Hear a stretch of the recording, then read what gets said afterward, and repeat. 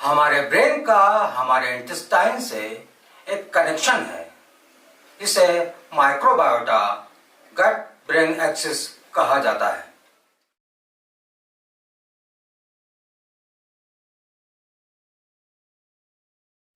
हमारे gut brain axis के Altered communication से हमारे बॉडी में बिहेवियरल एंड मूड चेंजेस का होना,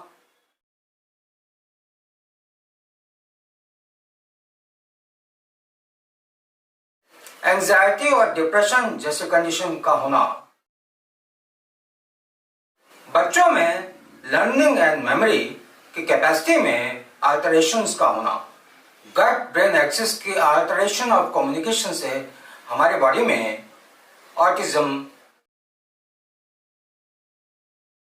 obesity, schizophrenia, parkinsonism, irritable bowel syndrome यानी IBS, non cardiac chest pain का होना, फंक्शनल डिस्पेप्सिया, कॉन्स्टिपेशन और डायरिया जैसे कंडीशंस पैदा हो सकती हैं।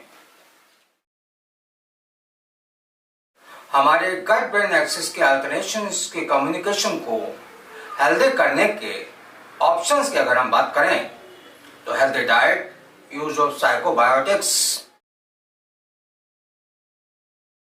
एंटीडिप्रेसेंट्स, एफएमटी यानी faecal microbiota transplant, clostridium difficile जैसे इन्फेक्शन को करेक्ट करने के लिए काफी हेल्पफुल है। हेल्दी पर्सन से फीकल मैटर को लेकर कोलोनोस्कोपी के माध्यम से इन्फेक्टेड पर्सन की कोलोन में ट्रांसप्लांट करना।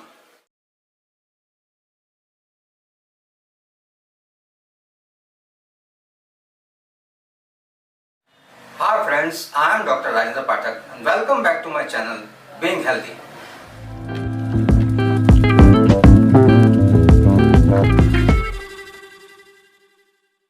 आज इस वीडियो में हम बात करेंगे गट ब्रेन एक्सिस को अल्टर कम्युनिकेशन करने वाले वर्म इन्फेस्टेशन के बारे में। तो आइए शुरू करते हैं।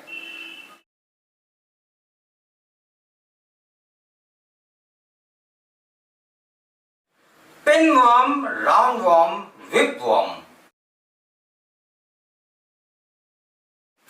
Tapeworms and flukes. जब वर्म्स हमारे इंटेस्टाइन यानी गट को इन्फेक्ट करते हुए हमारे बॉडी के अदर पार्ट्स को भी इन्फेक्ट करते हैं तो उसे वर्म इन्फेस्टेशन कहा जाता है।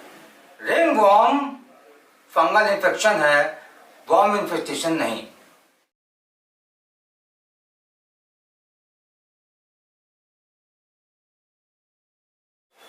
कॉजेज ऑफ वर्म इन्फेस्टेशन की अगर हम बात करें तो सबसे पहला है contact with the soil containing eggs and larva of worms, infected surface, infected pets, infected insect bytes से हमारे स्किन के द्वारा वर्म्स के एग्स और लार्वा का हमारी बॉडी में एंटर करने से।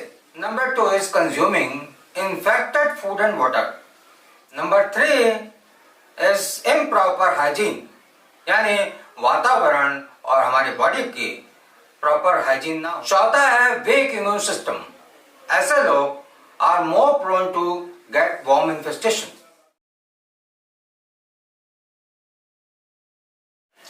वर्म इन्फेस्टेशन के साइन एंड सिम्टम्स की अगर हम बात करें तो हमारे गट ब्रेन एक्सिस के कम्युनिकेशन को अल्टर करने वाले abdomen pain, nausea, vomiting, diarrhoea, dysentery का होना, स्टमक एक होना, हेडेक होना, गैस की समस्या, ब्लोटिंग की समस्या, फीलिंग टायर्डनेस यानी कुनीलापन, weight loss without reason, rash and itching around anus and vulva, grinding teeth, दांत पिसना जैसे लक्षण उत्पन्न होते हैं। लंबे समय तक वर्म इन्फेस्टेशन हमारी बॉडी में बने रहने से हमारी बॉडी में मैलन्यूट्रिशन, एनीमिया यानी खून की कमी और इंटेस्टाइनल ऑब्स्ट्रक्शन जैसी समस्याएं हो सकती हैं।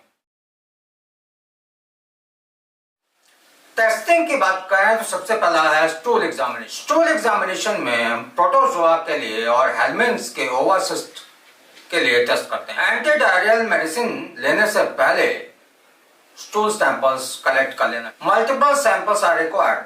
दूसरा है क्रॉस टेप टेस्ट। खास तौर पे पिन वॉर्म के लिए एनस में टेप को मल्टीपल टाइम टच करके माइक्रोस्कोप में एक्स को देखना। तीसरा है बेरियम मील टेस्ट, जो इंटेस्टाइनल ऑब्स्ट्रक्शन की कंडीशन होने पर किया जाता है। अवॉइडेबल सेक्शन में हम बात करें तो सिंपल कार्बोहाइड्रेट के कंज्यूम करने को अवॉइड करें।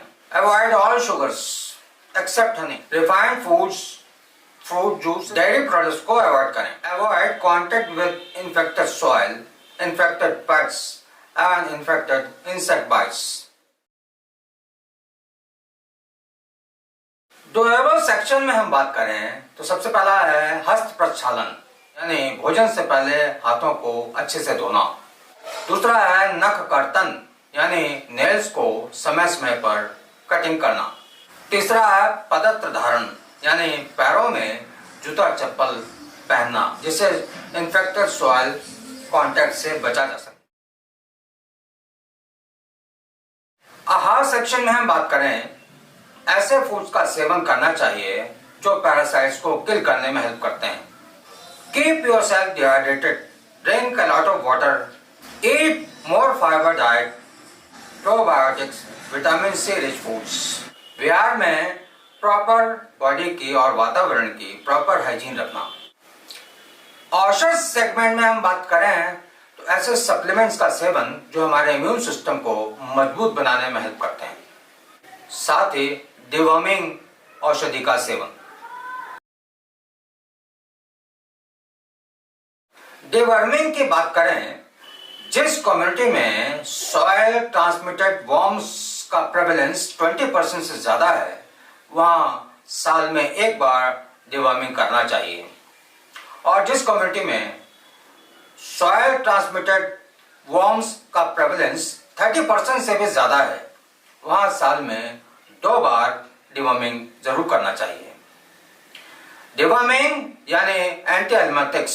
एंटी एल्मेटिक्स हमारी बॉडी में वॉर्म्स के द्वारा ग्लूकोज अपटेक को ब्लॉक करते हुए उनको किल कर देते हैं और अल्टीमेटली वॉर्म फ्लश आउट हो जाते हैं।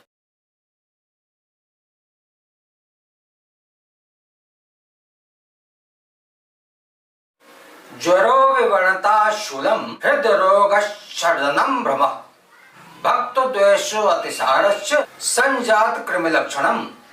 ज्वर मीन्स फीवर, विवर्णता मीन्स डिस्कलरेशन ऑफ स्किन, शूल मीन्स एब्डोमेन पेन का होना, हृदय रोग मीन्स हार्ट डिसीज, षडनम मीन्स वोमिटिंग, भ्रम मीन्स वर्टाइगो चक्कर आना, loss of appetite and diarrhoea worm infestation के लक्षण हैं। टाइप्स की अगर हम बात करें, आयुर्वेद में कृमि यानी वॉर्म्स 3 टाइप्स के बताए गए हैं, जिसमें सबसे पहला है कफज कृमि, 7 फॉर्म्स। कफज कृमि हमारी बॉडी में स्मॉल इंटेस्टाइन में उत्पन्न होते हैं। दूसरा है रक्तज कृमि। रक्तज कृमि 6 फॉर्म्स। रक्तज कृमि हमारी बॉडी में हमारे ब्लड स्ट्रीम में उत्पन्न होते हैं। हमारे ब्लड स्ट्रीम में ब्लॉकेज का एक प्रमुख कारण भी है। पुरीशज कृमि 5 फॉर्म्स, ये हमारे लार्ज इंटेस्टाइन यानी कोलोन में उत्पन्न होते हैं।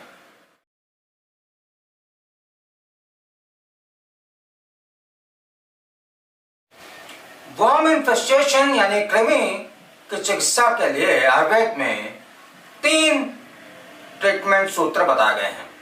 नंबर 1 अपकर्षण, यानी मैनुअली या इंस्ट्रूमेंट से वॉर्म्स को पकड़कर बॉडी से बाहर निकालना।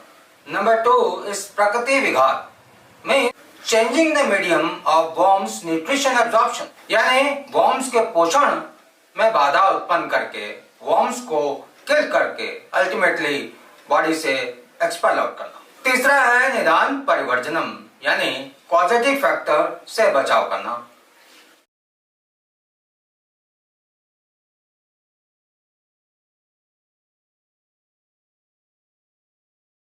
आयुर्वेदिक रेमेडी सेक्शन में हम बात करें तो सबसे पहला है लहसुन यानी गार्लिक।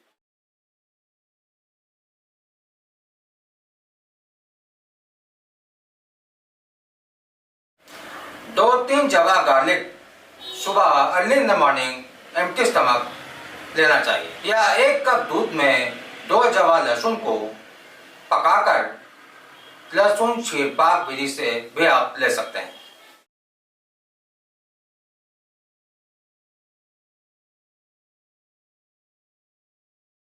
दूसरा है पंपकिन सीड्स। पंपकिन सीड्स में कोकोबिटेन नामक कंपोनेंट पाया जाता है जो वर्म्स को किल करने में। पोमेग्रेनेट, बीटरूट, कैरेट को चॉप करके 1 कप रोजाना आप ले सकते हैं।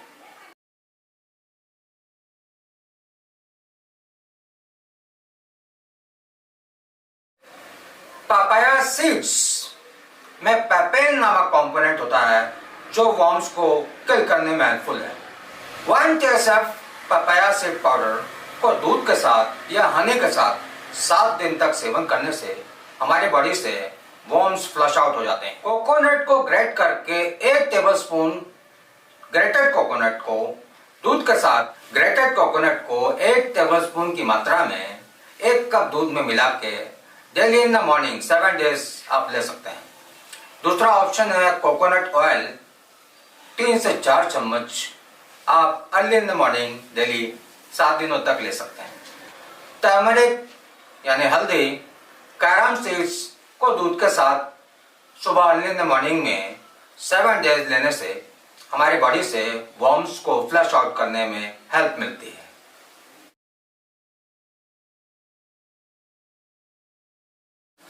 वर्म इन्फेस्टेशन में होने वाली एनल ईचिंग को रिलीव करने की रेमेडीज के बारे में हम बात करें तो सबसे पहला है एनस एरिया के आसपास की स्किन को वार्म वाटर से धोना, वॉश करना। नंबर 2 इस एलोवेरा जेल आप यूज कर सकते हैं। नंबर 3 ओटीसी मेडिसिन है 1% हाइड्रोकॉर्टिसोन को लोकल एप्लीकेशन भी आप कर सकते हैं।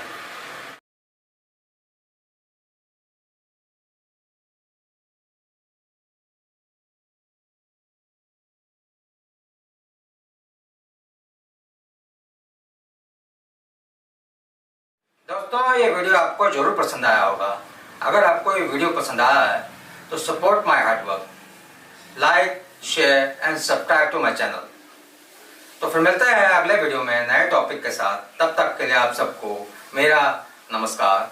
Thanks for watching.